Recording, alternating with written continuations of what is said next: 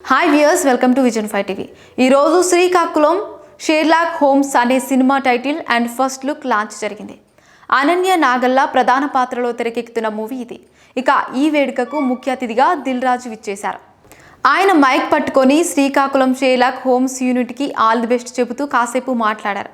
ఆ తర్వాత సంక్రాంతి సినిమాల విషయంలో తనపై జరుగుతున్న నెగిటివ్ ప్రచారానికి గట్టిగా మండిపడ్డారు. దిల్ రాజు మాట్లాడుతూ, నిన్న హనుమాన్ ప్రీ రిలీజ్ ఈవెంట్లో చిరంజీవి గారు నా గురించి చాలా మంచిగా మాట్లాడారు.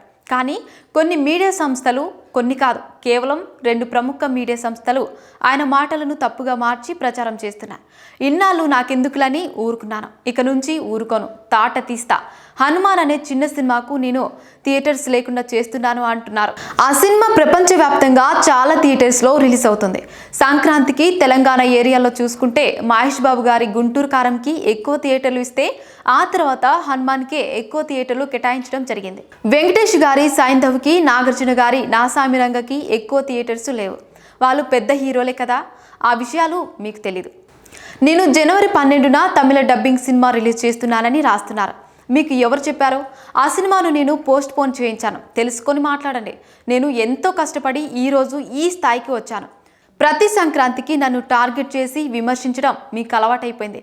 మళ్ళీ చెబుతున్నా, నా జోలికి వస్తే తాట తీస్తా అంటూ ఫైర్ అయ్యారు మన దిల్ రాజు. మరిన్ని ఇంట్రెస్టింగ్ అప్డేట్స్ కోసం మా ఛానల్ని సబ్స్క్రైబ్ చేసుకోండి.